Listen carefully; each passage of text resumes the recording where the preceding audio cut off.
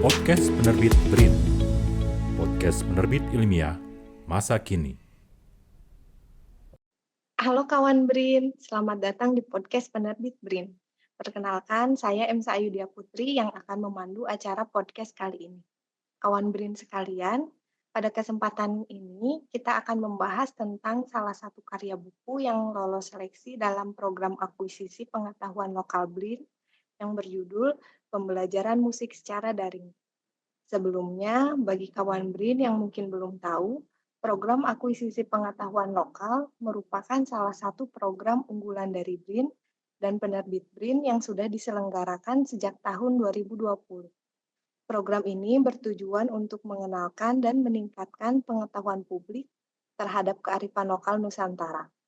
Adapun jenis karya yang diterbitkan dalam program ini adalah karya buku dan karya audiovisual. Kawan BRIN sekalian, kali ini tentunya saya tidak akan sendirian, karena saya akan berbincang-bincang dengan penulis buku Pembelajaran Musik Secara Daring yang tentunya merupakan narasumber kita di podcast kali ini, yaitu Bapak Rian Hidayatullah. Yuk kawan BRIN, langsung saja kita panggil Pak Rian Hidayatullah. Podcast Penerbit BRIN, podcast penerbit ilmiah masa kini. Halo, selamat pagi Pak Rian. Perkenalkan, saya Emsa yang akan memandu acara podcast kali ini. Bagaimana kabarnya Pak Rian? Halo, selamat pagi. Alhamdulillah baik, Mbak Emsa. Perkenalkan, saya Rian Hidayatullah. Kami dari Penerbit BRIN mengucapkan terima kasih karena telah meluangkan waktunya dan hadir dalam acara podcast kita kali ini. Sebelum saya jelaskan secara singkat profil Pak Rian, mungkin Bapak ingin menyapa langsung kawan BRIN yang sedang menonton dan memperkenalkan diri. Saya persilahkan. Iya, oke, terima kasih Mbak Emsa sekali lagi. Nama saya Rian Hidayatullah. Apa kabar kawan BRIN semua, dimanapun Anda berada yang menyaksikan podcast ini.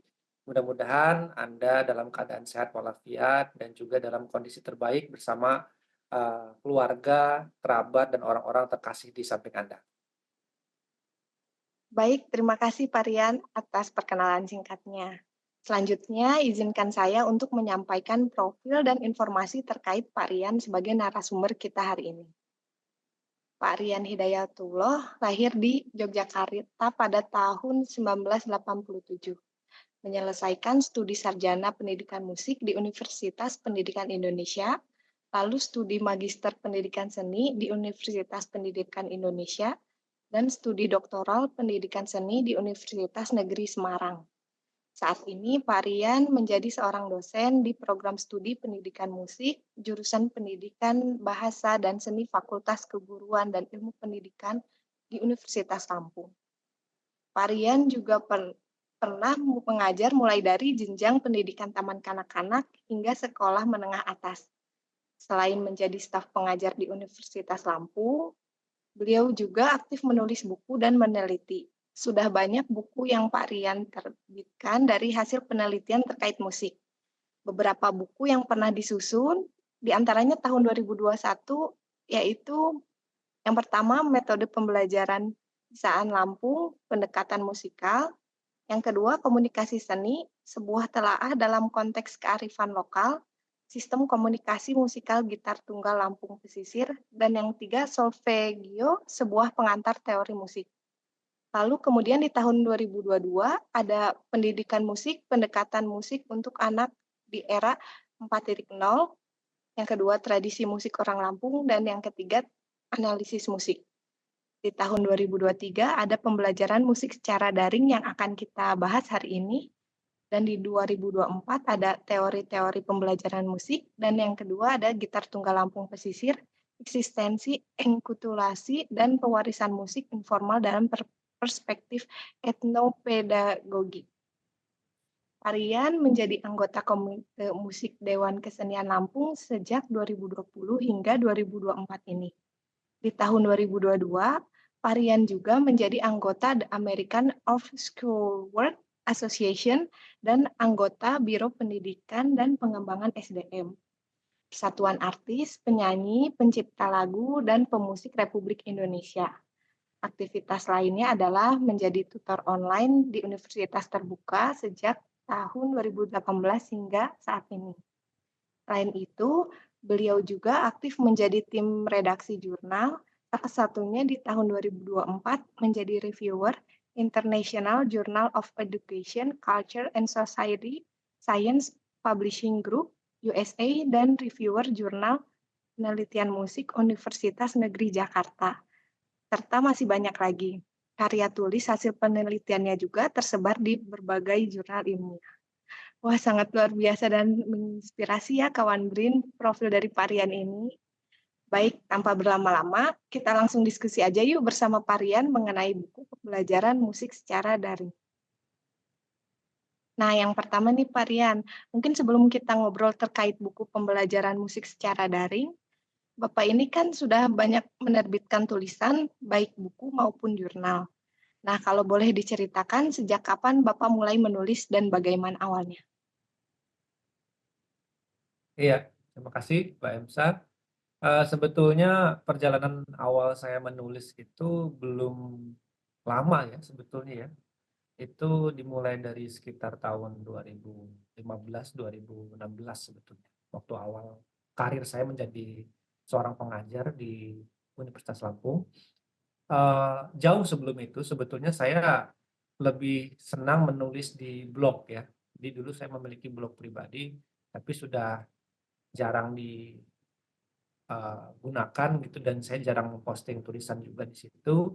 Kemudian saya setelah menjadi pengajar, saya berpikir bahwa bagaimana nih supaya tulisan-tulisan saya ini minimal bisa terbaca secara luas gitu ya, bisa memiliki dampak yang lebih besar gitu. Akhirnya saya belajar bagaimana cara menulis buku, lalu kemudian jurnal ilmiah dan sebagainya gitu. Hingga sekarang gitu ya.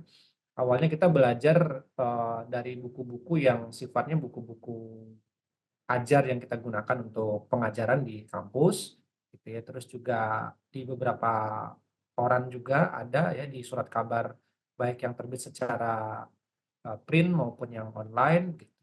Ya intinya saya terus dimulai dari sekitar tahun 2015, 2016 itu saya mulai terus belajar untuk mengembangkan bagaimana sih caranya menulis ya, bukan hanya untuk buku sebetulnya, untuk di artikel jurnal, untuk di proceeding, dan juga untuk artikel-artikel online lainnya gitu. Karena masing-masing itu pasti memiliki gaya dan strukturnya sendiri ya, Mbak Emsa ya, dan juga kawan beli semua gitu. Nah, akhirnya saya belajar gitu di situ. Dan juga tentu di dalam belajar itu pun saya mengisi kepala saya juga dengan aktivitas membaca juga gitu. Karena memang kegiatan menulis dan membaca ini kan nggak bisa dipisahkan. Saat kita ingin menulis, menuangkan isi pikiran, kalau kita tidak ada referensi sebelumnya juga agaknya sulit ya. Makanya di samping saya menulis, saya juga mulai mengoleksi beberapa buku. Dimulai dari buku-buku yang berhubungan dengan penelitian, metode penelitian, karena saya mengajar buku-buku yang berhubungan dengan mata kuliah tersebut, dan juga buku-buku tentang teori musik, ya, kependidikan musik, dan juga kependidikan secara umum. Nah, dari situ mulai terus berjalan gitu hingga akhirnya saya bertemu dengan penerbit BRIN ya, yang akhirnya bisa memfasilitasi karya-karya saya begitu. Singkatnya begitu, Mbak Emsa. Baik, Parian ini tidak hanya aktif menulis, tapi beliau juga merupakan akademisi dosen. Bisa diceritakan nggak Pak, gimana membagi waktu menjalankan amanah mengajar, namun tetap bisa produktif menulis? Karena kan dari 2015 ini tulisannya banyak banget nih yang sudah terbit. Iya, terima kasih, Mbak Emsa. Memang salah satu tantangan pengajar ya, terutama dosen di perguruan tinggi itu adalah bagaimana membagi waktu ya. Dan masalah membagi waktu ini bukan cuma persoalan satu dua orang, tapi hampir kebanyakan akademisi, terutama dosen dan peneliti ya. Gitu. Karena luar biasa tugas dan kewajiban dosen ini sebegitu banyaknya gitu. Sebetulnya secara umum kan kalau dosen kan tiga ya, ada pengajaran, ada penelitian, ada pengabdian. Tetapi tiga itu kan nanti ada sub-sub tugasnya lagi begitu. Ya, ada misalkan dia bisa jadi pembicara, narasumber, kalau untuk tugas penunjangnya ada yang dia harus mengajar pun juga bukan hanya satu 2 kelas, tapi pasti banyak kelas gitu ya. Itu yang satu universitas, belum lagi di universitas lain dan sebagainya. Jadi cukup banyak gitu ya waktu yang harus dimaksimalkan, disediakan. Nah, bagaimana cara saya untuk membagi waktu itu?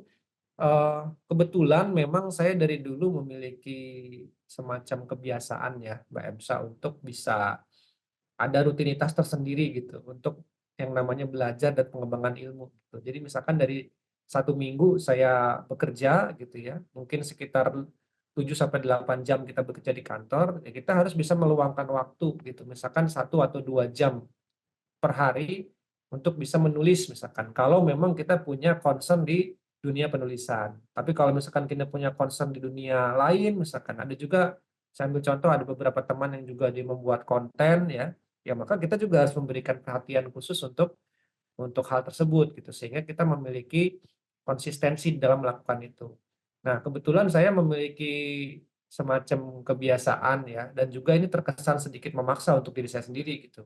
Kalau 1 hari atau 1 minggu ini saya belum nulis, nah maka saya harus memberikan tulisan saya nih, gitu. Jadi semacam seperti menabung, menabung, mencicil lah begitu ya. Kalau misalkan orang ada istilahnya program one day one page ya, one day one atau 1 2 halaman, ya saya juga menerapkan hal yang sedemikian itu, gitu. Jadi, alhamdulillahnya sisi bagusnya ke saya jadi berdampak bisa menjaga konsistensi di dalam menulis gitu. Jadi kadang-kadang misalkan hari ini atau 1 2 hari ini belum nulis nih, nah maka kita akan coba, menjaga ya atau istilahnya apa ya, supaya itu menjadi konsisten gitu. Sehingga, apa rutinitas kita, kalau kita bisa menjaga itu, kalau bahasa, eee, kitanya kalau dalam agama Islam tuh istiqomah ya gitu Mhm ya. mhm. Jadi untuk bisa menjaga itu ya insya Allah dan alhamdulillah kita bisa menjaga yang namanya produktivitas dalam berkarya, terutama di bidang penulisan. Itu mungkin Mbak Emsa. Oh, intinya jadi dari kebiasaan dan nanti jadi ujung-ujungnya jadi istiqomah ya, Pak, ya? Betul, ini memang tidak mudah gitu, bahkan Iya. bagi saya sekarang pun ini saat saya berbicara begini pun juga memang tidak mudah, karena memang itu merupakan, usaha yang harus diupayakan terus ya gitu. Tapi insya Allah kalau kita sudah terbiasa gitu, itu bisa. Karena sebetulnya semua orang tuh sebetulnya bisa menulis, Mmm, cuman persoalannya adalah bagaimana mereka bisa bernegosiasi sama waktu, mereka bisa meluangkan gitu ya. Saya selalu percaya bahwa nggak ada istilah orang yang nggak punya waktu gitu, yang ada adalah orang yang dia nggak punya, apa ya istilahnya, perhatian keinginan. khusus Oh, lah, heeh, perhatian khusus atau bisa meluangkan waktu untuk satu hal gitu ya, contohnya bidang menulis gitu. Karena kan semuanya ini kita anggap sekarang ini apalagi di era transisi, menuju ke digital ya gitu. Ini kan pekerjaan kan semua hampir semuanya berjalan secara bersamaan ya, Mbak Emsa ya. mhm, Kalau dulu ngajar itu kan secara fisik ya dari ruang kelas ke kelas yang lain, kalau sekarang itu bisa dilakukan secara bersamaan gitu kan. mmm. Di saat kita ngajar di kelas, saat itu juga kita sambil Zoom dengan kegiatan lain atau di kelas yang lain gitu. Nah, itu mungkin yang membuat, jadi agak, eee, menantang ya kalau di era sekarang gitu, membagi waktunya. Nah, tapi kembali lagi kalau misalkan kita bisa menjaga konsistensi itu, insya Allah sih kita bisa tetap produktif ya. Setidaknya itu yang saya sudah praktikkan selama beberapa tahun terakhir. Keren sekali, Pak.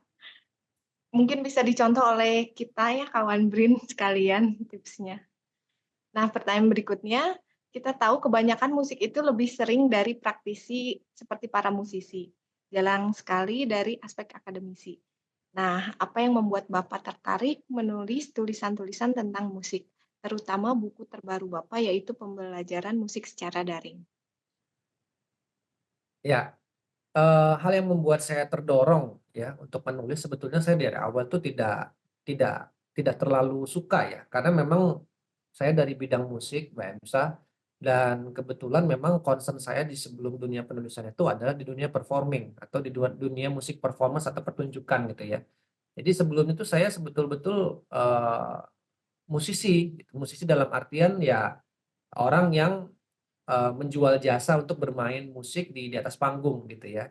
Karena dunia musik ini kan luas gitu. Jadi lebih banyak karirnya di situ. Nah, kemudian setelah saya lanjut kuliah gitu ya, S1, S2, di dalam kita menyelesaikan kuliah itu kan kita juga harus menyelesaikan karya tulis ya berupa skripsi, tesis ya dan juga tugas-tugas. Dalam kita mengerjakan tugas itu kan kita pasti menggunakan sumber-sumber rujukan, referensi kan gitu ya. kita mencari buku ini untuk mengerjakan tugas ini, kita ingin mencari buku ini untuk menyelesaikan skripsi dan tesis kita gitu ya. Nah, di dalam kita menulis itu ternyata tidak mudah, banyak sekali kendala, terutama ketersediaan literatur saat itu. Apalagi dulu kan belum belum era digital ya. Jadi ya belum belum secanggih sekarang lah gitu. Jadi sumber-sumber buku yang berbentuk file PDF ya, berbentuk digital itu masih sangat sulit. Apalagi juga literasi digital kita juga belum terlalu bagus saat itu. Jadi otomatis mencari buku tuh harus secara fisik dan tidak semuanya tersedia dalam bahasa Indonesia gitu. Nah, terus kemudian saya terus berpikir gitu. Saya saja sebagai seorang mahasiswa saat itu ya, yang sedang berjuang untuk belajar menulis, kok sulit ya untuk mendapatkan sumber-sumber bacaan terkait dengan musik dan pendidikan musik, apalagi orang lain gitu. Yang notabene istilahnya mereka yang istilah mungkin pendidikannya masih di SMA atau mungkin tidak melanjutkan ke S2 dan S3 gitu ya. Ditambah lagi mungkin memiliki kemampuan bahasa Inggris yang tidak terlalu dalam, maka sulit kan untuk mengakses Ya. informasi dan pengetahuan semacam itu gitu ya. Nah, dari situlah titik baliknya gitu. Saya merefleksikan diri, akhirnya waduh, ini saya cobalah saya memiliki sedikit kemampuan dalam menulis dan sedikit pengetahuan, kenapa tidak saya berbagilah sedikit pengalaman, ilmu gitu ya untuk orang-orang di luar sana. Awalnya sih untuk mahasiswa waktu itu ya, tapi kemudian ternyata buku-buku kita, karya kita dan tulisan-tulisan kita tidak hanya untuk dikonsumsi oleh mahasiswa kita, ternyata juga ada beberapa testimoni, ada kawan di luar sana dari kampus lain dan juga beberapa akademisi yang memberikan eh, komentarnya, ada tanggapan gitu. Saya sudah membaca buku Anda begini-begini, nah, alhamdulillah gitu ya. Nah, dari situ saya juga mulai tergerak lagi untuk semakin menghasilkan banyak karya gitu. Terpacu lah intinya, termotivasi gitu. Oh, berarti tulisan kita itu terpakai, berguna gitu ya. Terus kemudian kita terus belajar menulis gitu ya dan sebagainya. Nah, berkaitan dengan karya buku yang terakhir saya buat yaitu pembelajaran musik secara daring ya. Itu juga sebetulnya refleksinya adalah dari terutama masa pandemi Covid kemarin ya, Mbak Emsa ya. Di mana semuanya kan aktivitas kita secara drastis itu kan berubah gitu ya. Dari Iya. yang awalnya fisik menjadi virtual, menjadi digital. Dari yang awalnya tidak mengenal apa itu teleconference ya, Zoom ya, Google Meet dan sebagainya. Akhirnya kita menjadi mengenal dan setiap hari kita kurang lebih hampir 2 tahun gitu ya kita beraktivitas secara jarak jauh ya di dalam rumah gitu. Nah, maka dari situ saya juga merefleksikan lagi gitu. Ini nggak bisa nih kita hanya sekedar belajar digital itu hanya sekedar belajar Zoom-nya saja, hanya sekedar belajar bagaimana kita berkomunikasi di dalam internet ya. Kita berkomunikasi dalam WhatsApp, ternyata ada persoalan-persoalan yang juga cukup kompleks Mbak Emsa di dalamnya itu. Saya ambil contoh misalkan, ketika awal pertama kali Zoom itu diperkenalkan, ya kan? Awalnya semua senang gitu kan. Ada ada teleconference mempermudah karena kita tidak bisa bertemu secara fisik. Tapi lambat laun kemudian muncul beberapa masalah. Masalahnya seperti misalkan ketika kita mengadakan seminar, kelas yang dalam jumlah besar, ini banyak peserta peserta atau mahasiswanya yang tidak mengaktifkan kamera misalkan. Ini hal kecil saja ya, Iya. contoh kecil aja. Nah, ini kan kemudian jadi problem ini nih. Waduh, satu sisi ini teknologinya canggih, tapi di sisi lain ini agak sulit nih kita untuk bisa memantau aktivitas peserta kita. Sementara kalau di kelas itu kan mudah segala sesuatunya karena terlihat gitu ya. Nah, kemudian itu menjadi satu kendala. Lalu kemudian ketika ada guru atau dosen, contoh yang lain misalkan, ingin memberikan tugas kepada siswanya melalui ada sekarang namanya sistem yang disebut dengan learning management system ya. Biasanya setiap lembaga itu memiliki itu atau juga ada beberapa aplikasi yang menggunakan eh, sarana berbayar maupun yang gratis gitu. Dia memberikan tugas-tugasnya melalui di situ. Tetapi ternyata itu pun juga ada persoalan di situ. Ada persoalan seperti misalkan tidak semua eh, siswa atau keluarga memiliki alat komunikasi atau tidak semuanya memiliki koneksi internet. Wah, akhirnya pembelajaran itu kan menjadi terhambat ya. Jadi secara ideal kita berpikir bahwa oh ternyata orang berpikir dengan adanya digitalisasi ini semuanya jadi selesai persoalan, tetapi ternyata tidak. Ternyata muncul persoalan baru kan di situ kan.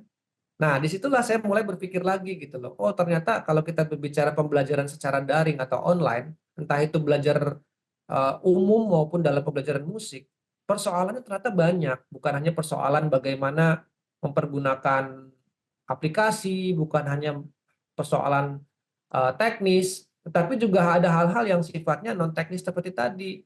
Bagaimana kita mengatur secara etik ya, kalau misalkan kita sedang telekonferensi seperti ini gitu ya, bagaimana mengatur supaya siswa itu tetap memperhatikan kita, tetap etikanya terjaga gitu ya.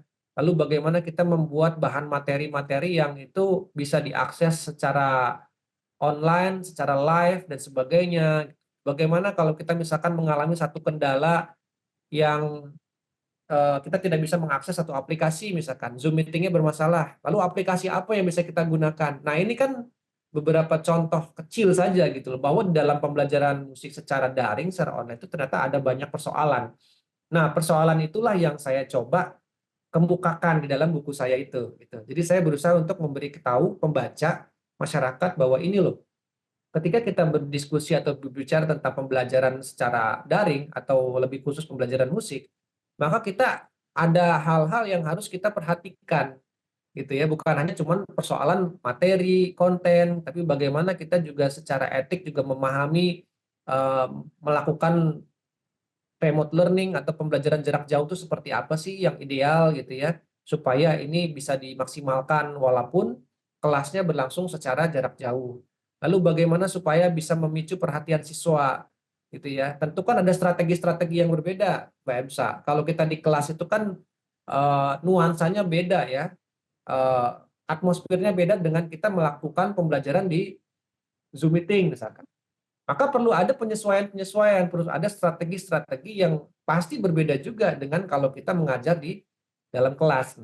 Hal-hal yang seperti itulah sebagian kecil ya dari yang saya bahas di dalam buku saya, bahwa ada persoalan yang begitu banyak sehingga orang perlu mengkaji ulang, perlu mempelajari gimana sih caranya menyelenggarakan pembelajaran secara daring, terutama pelajaran musik. Nah, disitulah kemudian saya mulai terpikirkan untuk menulis buku tersebut. Kira-kira begitu. Lalu boleh diceritakan nggak Pak, bagaimana ada pengalaman menarik nggak dalam penulisan buku pembelajaran musik secara daring ini? Seperti latar belakang penulisannya barangkali? Iya, jadi salah satu hal menarik ketika saya menulis pembelajaran musik secara daring ini adalah bahwa hal-hal yang saya tuliskan di dalam buku itu juga ada yang berdasarkan riset, ada yang berdasarkan referensi, dan juga pengalaman sendiri ketika kita mengajar atau melakukan aktivitas secara daring gitu. Bahwa seperti tadi ya, ternyata ketika kita mengajar ini ada persoalannya banyak ya gitu. Belum lagi kalau masalah kendala internet dan sebagainya. Nah, masalah-masalah itulah yang kemudian saya kumpulkan menjadi materi-materi dalam buku begitu. Jadi kadang-kadang ada yang dia muncul dari referensi buku, saya kumpulkan, tetapi ada juga yang itu secara pengalaman muncul dari pengalaman kita melakukan aktivitas secara daring. Nah, itulah menurut saya yang paling menarik ya dari buku ini. Jadi memang berdasarkan pengalaman empiris yang kita kemukakan gitu. Kadang-kadang juga ada hal-hal yang mungkin di dalam buku lain juga belum belum dibahas, tapi di sini kita bahas juga gitu. Nah, itu mungkin yang salah satu hal yang menarik yang mungkin para pembaca di luar sana harus membaca lebih dalam lagi tentang buku itu. Dari sekian banyak hal menarik dalam buku ini, menurut Bapak bagian mana nih yang paling menarik atau yang wajib dibaca?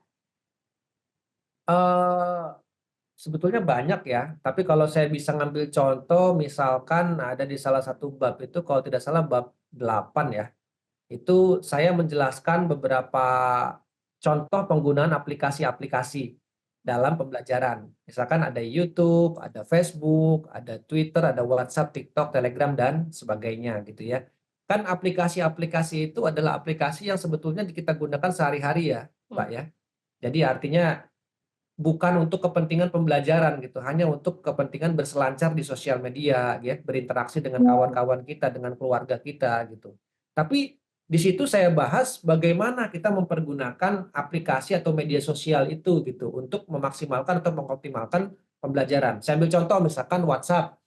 Nah, selama ini kan WhatsApp itu kita tahu hanya untuk chatting ya, Ya. hanya untuk berkomunikasi. Mungkin kita bikinkan grup, kalau misalkan kita seorang guru, seorang pengajar, kita bikinkan grup WhatsApp, kita kumpulkan muridnya gitu ya. Hmm. Lalu kita berikan apa namanya akses yang terbatas, kadang-kadang dibuka supaya ada timbul pertanyaan, kadang-kadang juga ditutup gitu ya. Terus kita memposting gitu kan materi. Kan sesederhana itu sebetulnya ya penggunaan WhatsApp. Tapi di dalam pembelajaran itu ternyata tidak hanya seperti itu, bisa kita maksimalkan. Misal ketika kita ingin memposting satu materi, maka kita juga harus menggunakan struktur bahasa yang baku, yang jelas, ya. Jadi sebelum kita memposting sesuatu, sebaiknya kita sudah bikin template-nya terlebih dahulu, gitu. Materi apa nih yang akan kita bahas? Sehingga ketika nyampe di siswa, ya, yang hadir dalam grup itu, mereka juga bisa melihat. Dan kalau bisa materi-materi itu kan sekarang ada di contoh misalkan di link deskripsi itu kan bisa kita tambahkan ya, bisa kita lakukan semacam attachment ya di situ ya, baik itu berupa materi, tautan dan sebagainya. Nah, itu juga bisa kita jadikan sebagai library ya, perpustakaan di dalam kelas kita gitu. Jadi nanti misalkan bisa dipantau di situ. Atau mungkin contoh yang lain, misalkan ketika kita ingin melakukan presensi ya, mengecek presensi atau kehadiran siswa, kita bisa menggunakan dokumen Excel yang secara online gitu ya. Kemudian nanti itu bisa kita update, ditautkan di dalam grup WhatsApp itu. Jadi secara real time siswa bisa melihat.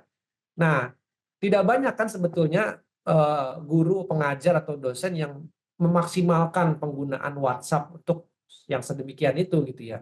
Padahal sebetulnya dari aplikasi WhatsApp saja itu bisa dimaksimalkan kalau kita tahu cara mempergunakan teknologi. Contoh yang lain misalkan kita menggunakan Facebook. Di Facebook ada salah satu fitur namanya grup ya, ada grup di situ. Bisa mungkin kita buat semacam grup untuk membagikan materi-materi atau mungkin membuat tugas di situ. Misalkan mata kuliah kita namanya teori musik ya, teori musik dasar gitu. Lalu kita bikin grup teori musik dasar yang anggotanya itu tentu saja kita dan siswa kita atau murid-murid kita gitu. Nanti satu waktu kita bisa memposting materi dan mereka harus bisa memberikan respon melalui kolom komentar gitu. Nanti kita akan lihat dari komentar-komentar itu mana yang bagus, kita kasih feedback ya, kita berikan semacam umpan balik dan sebagainya. Atau mungkin fitur Instagram ini juga pernah saya gunakan. Jadi dulu waktu era Covid saya sering mengajar tuh live ya menggunakan Instagram dan TikTok, Mbak. Gitu. Jadi fitur live itu yang sering saya gunakan. Sebetulnya kan kalau mau ngajar live itu kan ada ya di yang nggak usah jauh-jauh lah kita menggunakan Zoom meeting aja kan ini live nih ya. Bisa kan gitu. Tetapi ternyata beda nuansanya Mbak Emsa. Ternyata ada yang namanya pengalaman belajar yang berbeda kalau kita menggunakan aplikasi-aplikasi itu. Nah, nggak banyak guru atau dosen yang memahami hal tersebut. Karena secara psikologis sebetulnya siswa kita tuh lebih senang kalau kita dekat dengan dunia mereka gitu. Dan saya berusaha untuk memahami itu. Ya, makanya sampai sekarang ya bisa dibilang saya ini seorang pengamat media sosial juga gitu. Jadi kadang-kadang ketika kita mengajar saya menggunakan idiom-idiom atau bahasa-bahasa yang lagi viral di sosial media. Tujuannya untuk apa? Supaya siswa tidak terlalu tegang, supaya bisa menyerap kita, supaya merasa lebih dekat dengan kita gitu ya. Kemudian itu tadi balik lagi saya kadang-kadang menggunakan aplikasi Instagram. Kalau misalkan tugas itu berupa pembuatan video dan sebagainya, saya meminta mereka untuk men-tag nama saya gitu kan, supaya nanti bisa disaksikan oleh beberapa siswa yang lain gitu ya. Dan juga kan tersimpan dengan rapi kalau di situ kan.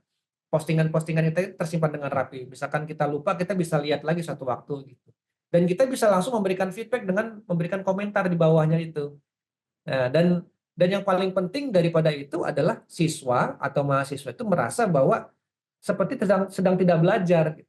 Kenapa? Karena kita menggunakan aplikasi-aplikasi yang mereka gunakan sehari-hari gitu. Sebetulnya itu intinya, ya. Kenapa kita kok repot-repot gitu? Sudah ada Zoom, sudah ada Google Meet, kenapa pakai fitur-fitur seperti itu? Itu tadi yang namanya pembelajaran itu prinsipnya tidak ada formula atau rumus yang baku. Jadi kita bebas saja berimprovisasi sebetulnya, ya. Nah, kenapa kita berimprovisasi? Karena kita melihat ada semacam kondisi yang siswa itu tidak selamanya eh, konsentrasi untuk menerima materi dari kita. Mungkin mereka merasa jenuh dan sebagainya. Maka perlu ada yang namanya penyegaran. Nah, menggunakan media sosial itu adalah bagian dari kita penyegaran gitu, Mbak Emsa. Jadi kadang-kadang kalau misalkan satu waktu siswa lagi kelihatan bosan atau jenuh, nah kita ya sudah besok malam saya akan live pukul sekian sampai sekian. Nah, tolong kalian memberikan stay tune gitu ya dan berikan komentar. Nanti tolong bikin semacam resume kemarin apa yang saya bicarakan. Nah, jadi ada proses yang coba kita selenggarakan itu supaya tidak terlalu kaku gitu. Nah, itulah kenapa saya anggap ini menarik dan saya kira ini belum banyak dibahas di buku-buku yang membahas tentang pembelajaran secara daring ya gitu loh. Karena sejatinya biasanya penggunaan aplikasi-aplikasi itu terbatas hanya pada kepentingan pembelajaran, padahal jauh daripada itu pengalaman belajar itulah yang lebih penting sebetulnya. Bagaimana siswa itu terkesan, siswa itu nyaman, dibuat nyaman gitu. Nah, makanya satu hal juga yang saya tekankan dalam buku saya itu bahwa tidak ada formulasi khusus di dalam kita mengajar itu. Bisa saja mungkin sekarang kita menggunakan aplikasi Zoom, bisa saja sekarang menggunakan email, WhatsApp. Tapi pada akhirnya mungkin di luar sana juga ada yang kondisinya nggak memungkinkan seperti kita di kota ya. Mungkin di sana hanya sekedar menggunakan multimedia standar, menggunakan proyektor dan sebagainya. Tapi bagaimana memaksimalkan penggunaan eh, PowerPoint misalkan, itu kan juga ada trik-triknya gitu. Nah, sesuatu yang hari ini ya nampaknya itu juga belum banyak guru-guru atau pengajar yang memberikan perhatian lebih di situ gitu. Padahal sejatinya sekarang ini sudah era digital kan. Jadi literasi digital itu menjadi sesuatu yang built-in gitu ya, menjadi sesuatu yang wajib dikuasai oleh pengajar, guru maupun dosen hari ini gitu. Karena ya itu sudah jadi bagian dari kehidupan kita kan gitu. Jadi mau tidak mau memang suka tidak suka ya kita harus bisa ini. Nah, mungkin itu Mbak Emsa hal-hal yang menarik yang saya paparkan juga dalam buku saya. Menarik sekali ya, Pak, ya. Berarti Bapak ini tipe yang mengulik sosial media ya untuk mengajar seperti itu, mengikuti perkembangan zaman. Ya. Betul, betul. Ya alhamdulillahnya saya dari dulu memang mengikuti media sosial gitu. Jadi tidak pernah ketinggalan gitu. Oh, Karena menurut saya eh, kalau kita tertinggal informasi itu kan sekarang kan luar biasa cepat ya, Mbak ya. Dalam hitungan menit, pun hitungan detik itu sudah ada informasi yang terbaru lagi. Kalau kita tidak mengikuti itu, ya kita akan tertinggal dengan siswa-siswa kita, dengan murid-murid kita gitu. Saya ambil contoh, misalkan sekarang ini kan ada, terutama di dunia penulisan, Mbak. Misalkan sekarang ada aplikasi untuk mengecek plagiarisme dan sebagainya. Nah itu jangan salah, ya praktik-praktik itu sekarang sudah super canggih, Mbak. Walaupun sekarang sudah ada aplikasi plagiarisme, tetapi praktik-praktik cheating atau kecurangan-kecurangan itu terus di-upgrade. Nah, kalau kita tidak tahu triknya, kalau kita tidak mengikuti ya perkembangan itu, wah selesai. Kita akan diakal-akali oleh siswa-siswa kita. Kita akan tidak tahu bahwa kita sedang dimanipulasi begitu ya. Nah, itu juga yang menjadikan kita bahwa di era digital sekarang ini kita tidak boleh lah, sebab apalagi pengajar ya, kita tidak boleh ketinggalan informasi gitu. Kalau bisa sepintar-pintarnya murid kita, siswa kita, kita harus satu level lebih pintar iya. supaya itu tadi. Gitu. Tantangannya besar sekarang ini. Nah, Kira-kira gitu. oh iya. Terima kasih Pak jawabannya. Nah, kebetulan pada tanggal 21 Juni 2024 ini bertepatan dengan Hari Musik Dunia. Apa harapan Bapak dari buku pembelajaran musik secara daring ini, terutama bagi dunia musik nasional maupun dunia? Iya, eh, tentu namanya buku atau tulisan itu kan menjadi salah satu legacy ya, terutama isinya kan pengetahuan gitu. Nah, bagaimana supaya pengetahuan itu kan bisa disebarkan secara luas. Dan itulah kenapa saya memilih dunia penulisan, gitu, termasuk salah satunya buku. Nah, saya berharap dari karya-karya saya, dari buku-buku saya, terutama buku pembelajaran musik secara daring ini, itu bisa memberikan kontribusi yang juga besar terhadap perkembangan pendidikan musik ya, terutama di Indonesia. Kenapa saya katakan begitu? Karena memang kita memang memfokuskan dulu untuk di Indonesia, ya kan. Itu sebabnya saya juga menulis buku dalam bahasa Indonesia gitu ya. Bukan apa-apa, karena pengetahuan kita ya di dalam terutama di dunia pendidikan musik di Indonesia ini masih sangat kurang dan tertinggal sekali gitu. Kalau kita mau cari buku-buku luar, itu tuh udah canggih-canggih ya, banyak yang dalam bahasa Inggris dan bahasa yang lain dan juga, isu atau topik-topik yang dibahas juga sudah jauh. Nah, sementara kita ini masih masih cukup banyak tertinggal gitu, untuk mempelajari persoalan-persoalan dasar saja itu banyak yang ternyata belum tahu. Kenapa? Ya itu tadi, karena aksesnya kurang, penulisnya kurang gitu ya. Jadi masyarakat kita ini atau siswa-siswa kita ini juga bahkan sampai ke guru-gurunya pun juga kekurangan bahan bacaan gitu. Kekurangan bahan bacaan. Nah, dari situ makanya kita punya misi ya dan juga ekspektasi kita bahwa minimal dari buku-buku kita itu bisa berkontribusi dari, hal kecil lah untuk dunia pendidikan. Karena kalau kita berbicara dunia pendidikan musik itu kan luas ya, Mbak, ya. Ada orang yang bergerak di dunia performance tadi saya ceritakan, ada orang yang bergerak di dunia kritik ya, dia pengamat gitu ya.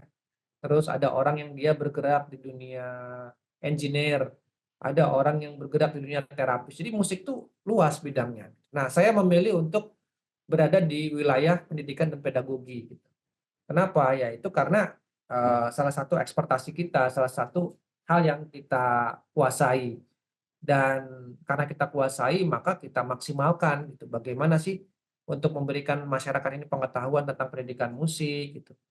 Dan selain saya menulis buku juga kan kebetulan kita menulis sedikit-sedikit konten ya, Mbak, ya. Jadi saya memiliki, akun YouTube juga sebetulnya, ada TikTok juga ada gitu. Nah, di situ saya juga memberikan pengetahuan-pengetahuan berupa konten video, walaupun mungkin tidak banyak ya. Ya itu karena kita sudah mendeklarasikan diri sebagai seorang pendidik, pengajar, pedagog, ya maka konten-konten yang kita buat pun juga berhubungan dengan pembelajaran musik gitu. Jadi bagaimana mengajarkan masyarakat, orang lain gitu, orang awam tentu khususnya, yang tadinya tidak melek musik minimal tahu lah. Sehingga ya paradigma mereka, cara mereka berpikir tentang musik itu berubah gitu. Saya ambil contoh misalkan dulu, kita flashback 10 sampai 20 tahun yang lalu lah. Kan paradigma orang-orang terutama orang tua gitu ya, tentang musik itu kan pasti kehidupannya tidak jelas ya, agak sulit untuk bisa maju dan sebagainya gitu. Ya kan saya tidak menyalahkan pendapat semacam itu karena memang betul gitu ya. Kalau kita berbicara musik itu kan orang tahunya hanya dunia dalam tanda kutip dunia ngamen. Ngamen itu ya itu tadi performance ya. Nah, setelah adanya pandemi COVID-19 baru semua orang kan, kaget gitu ya, semua aktivitas dilarang, bahkan kawan-kawan saya juga yang musisi itu tidak bisa manggung, akhirnya mereka pendapatannya jauh berkurang, menguras habis tabungan dan sebagainya. Jadi itu juga yang membuat saya berpikir bahwa, oh ternyata musik itu bukan cuma soal performing, tapi bagaimana how to teach gitu, bagaimana mengajarkan itu juga gitu. Itu juga merupakan lahan loh, merupakan lahan, pekerjaan gitu ya, yang orang juga harus tahu gitu loh. Buktinya ya kayak seperti kami pun juga, kita alhamdulillah bisa mengenyam pendidikan dari mulai S1, S2 hingga S3 gitu kan, dan itu juga ada ilmunya gitu, itu ada wadahnya. Sehingga potensi-potensi orang yang awalnya berpikir kalau kita mau di musik itu mau mau makan apa, mau jadi apa, itu pelan-pelan mulai terkikis gitu. Karena peluangnya sekarang sudah terbuka lebar gitu. Bukan hanya satu di bidang performing saja, tetapi kita bisa, memberikan knowledge yang lebih. Nah, knowledge itu kita kita lakukan melalui tulisan-tulisan, kira-kira begitu. Dari buku-buku saya itu saya berharap bisa menyadarkan orang lebih banyak lagi melalui tulisan. Kira-kira gitu, Mbak. Wah, menarik sekali ya, Pak, ya, semua yang dijelaskannya. Nah, tadi kita sudah berbincang-bincang mengenai isi buku pembelajaran musik secara daring ya, kawan Prin. Selanjutnya, kita akan membahas pengalaman Pak Rian terkait proses dari program akuisisi pengetahuan lokal. Nah, mungkin bisa diceritakan Pak, bagaimana awalnya bisa mengetahui tentang program akuisisi pengetahuan lokal BRIN? Ya, saya mengetahui program akuisisi pengetahuan lokal ini kalau saya tidak salah ingat ya, itu dari media sosial ya kalau tidak salah ya. Jadi waktu itu saya, eee, mengikuti beberapa akun media sosial, Instagram ya, dari kementerian ya, dari lembaga-lembaga termasuk BRIN, dan saya melihat biasanya kan ada pengumuman-pengumuman ya, program-program yang baru dirilis dan sebagainya. Kemudian saya mulai mengikuti program-program tersebut, salah satunya adalah APL ya, akuisisi pengetahuan lokal itu. Dan dari situ saya mulai belajar gitu. Karena kebetulan saat itu posisi saya kan lagi menyelesaikan pendidikan doktor ya. Jadi selain saya menyelesaikan disertasi, nah saya juga mengisi waktu-waktu luang itu untuk menulis buku gitu. Jadi di situlah kita mulai ini.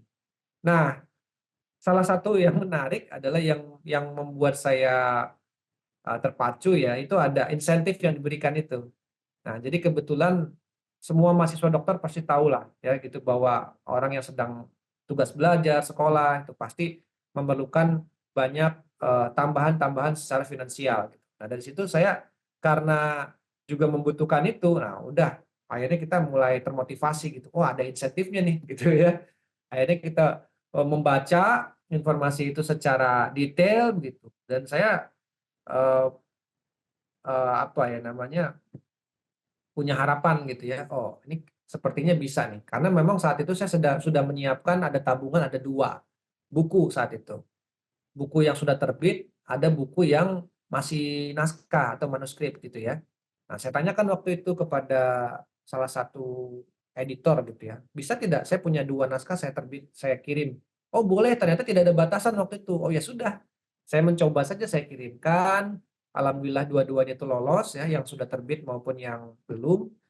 Lalu, diumumkan begitu melalui email, dari situ saya terus berhubungan dan di dalam prosesnya kan ada proses review ya, ada revisi, ada proofreading dan sebagainya, ya kita ikuti seperti biasa gitu. Dan ini yang paling, saya harus garis bawahi bahwa teman-teman di BRIN ini sangat profesional ya dalam melakukan itu gitu. Bahkan sangat detail gitu kalau menurut saya ya. Karena sebelumnya kan kita juga pernah bekerja sama dengan penerbit lain gitu ya. Dan BRIN ini salah satu yang cukup sangat detail menurut saya, untuk melihat, potensi-potensi apa nih dari naskah kita yang kira-kira perlu dimaksimalkan, perlu ditingkatkan gitu. Dan ke sayanya pun juga itu malah jadi satu pembelajaran gitu. Jadi saya sama-sama belajar dari komentar-komentar yang diberikan, dari editor ya, dari reviewer gitu. Saya sama-sama belajar, oh ternyata seperti ini ya sudut pandangnya, oh ternyata bagian sini nih perlu ada pengayaan, bagian sini ternyata perlu ditambahkan seperti ini gitu. Jadi sih kita belajar gitu. Jadi sebetulnya kalau orang tanya, "Gimana sih caranya menulis?" gitu. Saya harus bilang nggak ada ilmunya ya gitu. Justru ilmunya itu dari pengalaman. Saya sendiri ketika pertama belajar menulis itu justru saya "dikuliahi" dalam tanda kutip ya. Ya kuliahnya itu saat proses review itu. Sama seperti kita men-submit atau mengirim naskah di jurnal lah, saya kira sama ya prosesnya ya. Kan saat kita submit itu kan pasti nanti ada proses tunggu dan ada hasil review kan. Nah, kalau misalkan, naskah kita ini dinyatakan bisa diterima dengan revisi mayor atau minor, kan saat itu kita merevisi. Dan saat merevisi itu pun kita belajar sesungguhnya, oh ternyata ada yang belum pas, ada yang belum sesuai gitu. Ya, kalau kita menerima itu sebagai sebuah masukan yang baik ya, ya kita kerjakan itu. Dan itu alhamdulillah proses itu tuh banyak yang mendewasakan saya dalam menulis gitu. Banyak yang memberikan kita pengetahuan-pengetahuan. Ya semacam kuliah jatuhnya ya. Semacam apa namanya?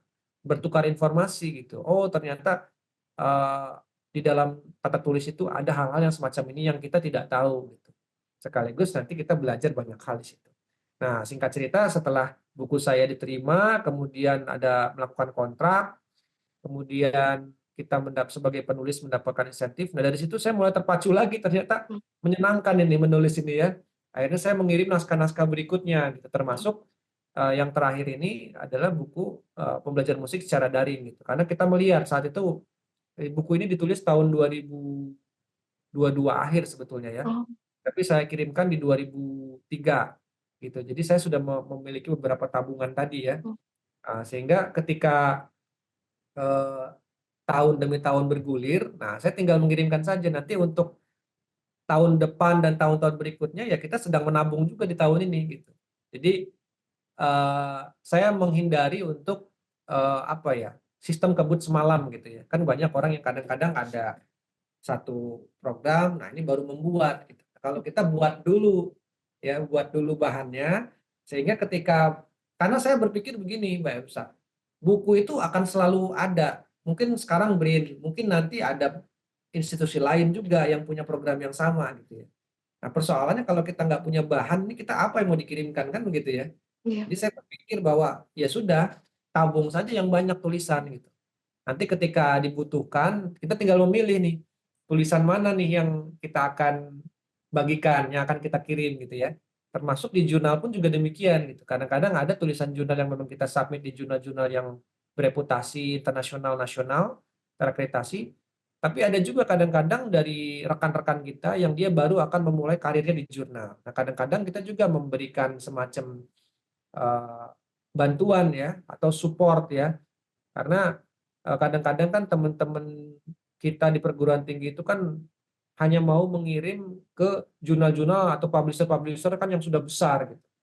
Sementara publisher-publisher yang baru mulai itu kadang-kadang juga banyak ditinggalkan. Nah, kita concern juga di situ gitu. Jadi kadang-kadang kalau ada rekan kita, kolega kita ingin membutuhkan artikel, kita juga mengirimkan gitu. Karena memang kita sudah punya beberapa tabungan-tabungan tulisan tadi sehingga ketika orang membutuhkan kita tinggal kirim. Nah, kira-kira begitulah awal ceritanya, Mbak Emsa. Berarti berapa banyak karya yang sudah dikirimkan ke BRIN ya, Pak, ya? Kalau karya, kalau saya tidak salah ingat itu sekitar 5 ya, Oh, 5 ya, 5 sampai iya 5 kalau nggak salah ya.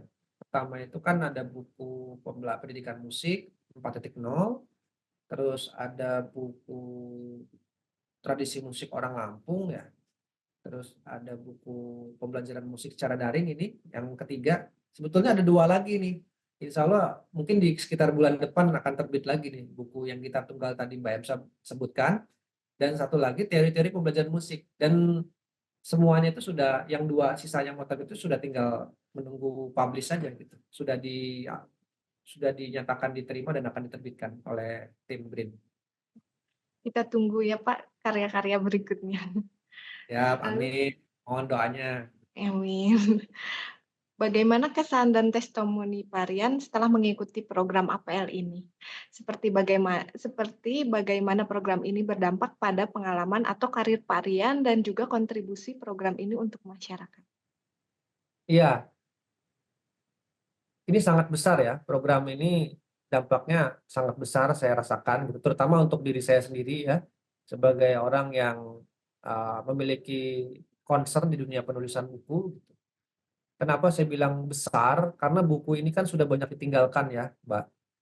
Orang kan sekarang terutama penulis-penulis atau peneliti-peneliti dosen di perguruan tinggi itu kan lebih banyak pindah ke jurnal, artikel jurnal gitu ya, karena berhubungan dengan eh, karir mereka gitu ya, untuk naik pangkat dan sebagainya.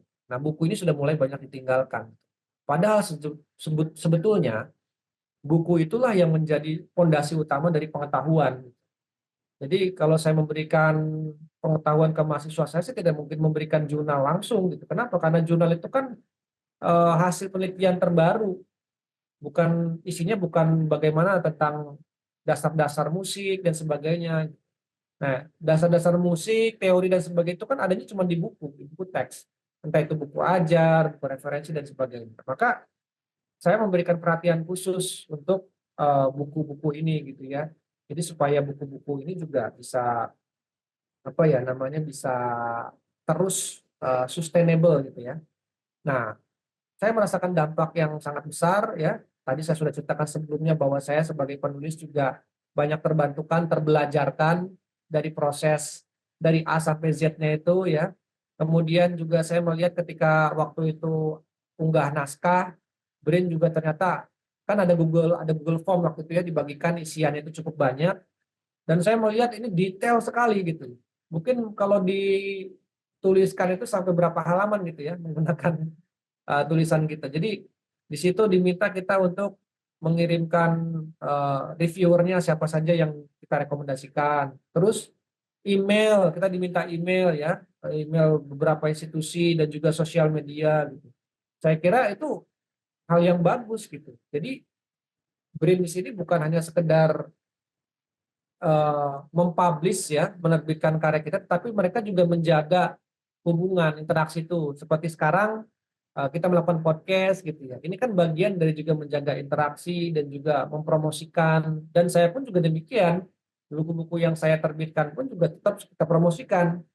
Bahkan banyak testimoni dari teman-teman ya, kolega-kolega saya juga yang memberikan semacam komplimen ya gitu bahwa oh Anda terbit di BRIN ya gini-gini, bagaimana caranya gitu. Banyak yang tertarik. Apalagi setelah saya ceritakan ada insentif itu tadi. Wah, makin tertarik lagi gitu ya. Dan alhamdulillah ada beberapa kolega kita ya, teman sejawat kita dari kampus gitu yang sudah submit juga kemarin ya, 2. Jadi saya tidak hanya berhenti sampai di sini, walaupun orang-orang banyak melihat bahwa saya ini seperti dipekerjakan oleh BRIN gitu ya, padahal sebetulnya tidak. Saya senang saja gitu membagikan sesuatu yang ini berdampak positif untuk orang lain gitu. Jadi saya aktif juga memberikan informasi tentang akuisisi pengetahuan lokal ini gitu. Karena kita sudah melakukan, prosesnya sudah mengalami, jadi mungkin bisa menyebarkan informasi pengalaman yang sama juga untuk teman-teman lainnya gitu. Dan alhamdulillah ini juga berdampak gitu. Bahkan terakhir, alhamdulillah juga Mbak Emsa, kita sudah berhasil mengundang rekan-rekan dari BIN tahun lalu kebetulan ya. Kita ada waktu masih Pak Ayom ya, waktu zaman masih Pak Ayom, dia Direktur RMPI-nya bersama rekan-rekan semua, ada sekitar 6-7 orang lah, waktu itu pergi ke Lampung gitu, untuk mengunjungi institusi kita. Dan kita alhamdulillah sudah sedang bergulir nih untuk draft PKS-nya ini ya, untuk kerjasama gitu. Artinya bukan hanya selesai sampai di situ, tetapi apa ya, ada juga hikmah yang besar juga ternyata ya setelah kita menulis gitu. Nah, saya kira ini apel ini adalah merupakan program yang bagus ya untuk bisa memulai karir menulis dan sampai kepada hal-hal yang mungkin yang lebih besar lagi. Dan juga saya kira perlu ditingkatkan lagi mungkin nanti ya apa namanya promosinya gitu ya. Karena memang saya sangat yakin BRIN tidak kurang-kurang ya untuk sudah menyebarkan ini. Tapi memang masih banyak yang rekan-rekan kita terutama di universitas yang memang belum tahu gitu. Nah, dan itu kita juga menjadi bagian dari perpanjangan teman-teman untuk bisa menyampaikan informasi tentang APL ini gitu. Jadi dampaknya sangat besar kami rasakan Mbak, terutama secara pribadi maupun secara kelembagaan. Saya kira begitu Mbak Emsa. Lalu, apa ada pesan khusus bagi kawan BRIN yang ingin mengikuti jejak Parian dalam mengirimkan karya-karyanya melalui program akuisisi pengetahuan lokal ini? Ya, pesan-pesannya saya kira seperti yang pertama saya jelaskan tadi, kita dunia menulis itu bukan dunia yang bagus secara komersil ya, dalam artian tidak banyak penulis yang, terutama penulis sains ya, ini kan kita kan masuknya ranahnya sains ya, bukan penulis novel begitu. Ya, ini bukan dunia yang menjanjikan secara finansial, tetapi ini memberikan kontribusi kebermanfaatan yang lebih luas untuk masyarakat gitu. Jadi sebetulnya dengan kita menulis ya, terutama yang sifatnya buku pengetahuan seperti ini, kita bukan mendapatkan tapi kita lebih banyak memberi gitu. Ya, jadi konsepnya konsep mencedekahkan ilmu lah gitu. Nah, kemudian selanjutnya menulis itu adalah bagian dari proses kita mendewasakan diri. Jadi saya selalu berpikir apapun coba kita tulis ya, mencicil itu lebih baik daripada kita mengerjakan sesuatu di akhir ya. Selain itu tidak produktif juga itu akan membuat kita lelah dan sebagainya gitu. Jadi tips saya yang kedua adalah kita coba membangun kebiasaan-kebiasaan itu dengan cara melakukan menulis itu dengan step by step. Kemudian selanjutnya, jangan berpikir bahwa buku yang kita tulis itu buku yang paling bagus. Karena banyak juga ini orang yang menulis buku ini inginnya ideal dulu. Akhirnya tidak nulis-nulis gitu. Ini banyak ini terjadi, Mbak Emsa, balik di lingkungan saya ya, maupun juga di luar sana gitu. Banyak sekali gitu. Konsepnya terlalu banyak, terlalu memikirkan hal-hal teknis gitu ya. Padahal sebetulnya hal teknis itu kan sudah ada porsinya ya, sudah ada tim editor, sudah ada layout dan sebagainya gitu. Nanti bagaimana kalau begini, jadi ketakutannya terlalu besar. Jadi saya menyarankan untuk teman-teman di luar sana, kawan BRIN, tulis-tulis saja dulu karyanya gitu ya. Kalau sudah jadi, misalkan sekian puluh halaman atau sekian ratus halaman, nah baru mulai memikirkan hal-hal teknis tadi. Tapi kalau dari awal saja belum menulis, belum ngetik, kita sudah mulai berpikir terlalu jauh, nah akhirnya karya itu tidak pernah muncul gitu ya. Akhirnya ya sudah. Dan itu yang banyak saya alami gitu. Jadi banyak kawan-kawan saya yang luar biasa juga. Jangan berpikir bahwa yang tidak menulis buku itu mereka bukan orang yang pintar, tetapi mereka juga luar biasa pintar, tetapi karena saking terlalu memikirkannya ya, ingin ideal, nah akhirnya juga tidak ada satu karya pun yang dihasilkan. Jadi saya menyarankan tips selanjutnya, mulai saja dulu. Mulai dulu dari hal yang sederhana gitu. Karena pasti ada progres. Ketika saya melihat buku-buku saya yang pertama, ya, saya juga melihat, waduh, ini masih jauh ini kalau saya bandingkan dengan buku yang terakhir gitu ya. Ya memang seperti itu. Dan saya konfirmasi di beberapa penulis-penulis besar pun juga demikian. Ketika mereka sudah bikin ratusan buku, ketika mereka lihat buku pertamanya mereka, mereka tertawa gitu. Kok bisa saya nulis seperti ini dulu gitu ya. Tapi ya itu tadi, itu bagian dari perjalanan gitu ya. Dan itu bukan sesuatu yang harus disesali gitu. Jadi mulailah untuk membangun kebiasaan tadi dan juga tulis apa yang Anda pikirkan, yang Anda rasakan, ya pengalaman Anda, hasil riset Anda gitu ya. Dan yang kemudian yang selanjutnya adalah mulai mencari sumber-sumber pendanaan. Karena ini juga refleksi untuk diri saya sendiri gitu. Jujur Mbak Emsa, waktu saya pertama nulis itu memang karena faktor finansial ya. Waktu awal saya juga mulai menulis itu sebelum dengan BRIN di kampus saya pun juga ada waktu itu program hibah penulisan buku ya. Ya, waktu itu insentifnya lumayan itu sekitar 10 sampai 20 juta gitu. Nah, saat itu siapa yang tidak tertarik kan dengan insentif yang lumayan begitu ya gitu. Memang awalnya dari situ juga kita. Tapi kesini itu malah jadi mengaksikan dan sudah bagian dari ini saja, itu hanya sekedar trigger di awal gitu.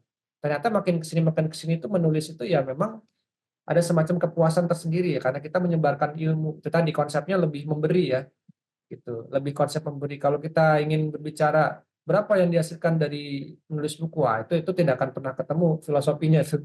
Karena sejatinya memang eh, bukan di sini tempatnya untuk kita bisa mendapatkan banyak keuntungan ya, tetapi memang konsep menulis terutama pengetahuan itu adalah untuk menyebarkan ilmu. Maka kalau itu yang kita pegang, saya kira kita akan memiliki energi yang besar gitu untuk melanjutkan karya-karya berikutnya. Karena ketika ada orang yang buat saya, Mbak Epsa, ketika ada orang yang membaca buku kita terus mereka memberikan testimoni dalam tanda kutip terbantu dengan karya kita, terinspirasi dengan karya kita, itu buat saya itu sebuah credit point yang sangat mahal gitu ya, yang tidak bisa diukur dengan uang gitu ya. Gitu. Dan saya pernah mendapatkan beberapa eh, komentar-komentar seperti itu dari orang yang membaca langsung buku-buku kita. Dan itu menurut saya sebuah kebahagiaan tersendiri gitu ya bagi orang yang menulis gitu. Saya kira demikian. Wah, menarik sekali. Ternyata seru sekali ya perbincangan kita kali ini. Tidak terasa kita sudah berada di penghujung waktu. Dari Pak Rian, apa ada yang masih ingin disampaikan kepada kawan BRIN sebelum kita tutup obrolan podcast ini? Silakan jika ingin mempromosikan bukunya barangkali atau sosial medianya kepada kawan BRIN. Ya, baik. Terima kasih, Mbak Emsa. Untuk kawan-kawan BRIN semua dimanapun Anda berada, eh, saya Rian Hidayatullah yang ingin berpesan bahwa kita menulis itu bukan untuk mendapatkan keuntungan, tetapi untuk menjaga eh, eksistensi dari literasi ya. Apapun bidang kita. Kebetulan karena saya di bidang musik, jadi saya ingin menjaga eksistensi dari pendidikan musik itu dengan cara menulis. Tentu bukan hanya itu, banyak cara ya. Banyak cara kita bisa lakukan, bukan hanya menulis. Bahkan di program APL Akuisisi Pengetahuan Lokal BRIN pun juga selain mengirim naskah buku kan ada program audiovisual ya. Gitu. Jadi film pun juga diterima. Nah, kebetulan berbicara tentang konten film atau video pun juga saya selain di dunia penulisan juga membuat beberapa konten, walaupun mungkin tidak banyak dan juga mungkin tidak terlalu dikelola secara profesional, tapi itu saya kira hal-hal yang bisa kita lakukan ya, kalau kita sudah mendedikasikan diri di dunia pendidikan, di dunia riset, ya, di dunia ilmu pengetahuan gitu. Jadi banyak hal yang sebetulnya bisa kita lakukan dan konsepnya itu adalah tadi saya katakan bahwa konsepnya adalah memberi, bahwa apa yang kita tahu kita sebarluaskan lagi kepada masyarakat, kepada orang yang belum tahu gitu. Dan itu saya pikir nanti feedback-nya juga akan kembali kepada kita baik secara langsung maupun tidak langsung. Untuk kawan-kawan BRIN di sana yang ingin tahu saya bisa mencari saya di YouTube ya, ada YouTube saya itu namanya Rian Hidayat. Di situ ada beberapa konten tentang pembelajaran gitar, piano ya, bagaimana menulis not balok dan sebagainya. Di TikTok juga saya ada Rian Hidayatullah 87 ya kalau tidak salah. Itu juga tentang sebagian besar tentang pembelajaran piano ya. Kalau di Facebook saya tidak terlalu banyak men-sharekan ilmu ya, jadi lebih banyak di YouTube, di TikTok, di Instagram juga nggak terlalu banyak. Jadi itu beberapa, eee, apa namanya, sedikit tentang diri saya dan juga sedikit, pesan untuk teman-teman kawan BRIN semua. Saya kira itu Mbak Emsa. Terima kasih, Pak. Nah, bagi kawan BRIN yang belum membaca buku pembelajaran musik secara daring, dapat dibaca dan diunduh gratis di laman penerbit BRIN dengan alamat penerbit.brin.go.id ya. Oke, sekali lagi saya ucapkan terima kasih ya kepada Parian yang sudah meluangkan waktunya untuk berbincang-bincang, berbagi pengetahuan dan pengalamannya kepada kita semua. Terima kasih Bapak, sehat selalu. Assalamualaikum Sama-sama, warahmatullahi amin, iya. wabarakatuh. Kawan BRIN sekalian, semoga podcast kali ini dapat memberikan informasi yang bermanfaat untuk kita semua.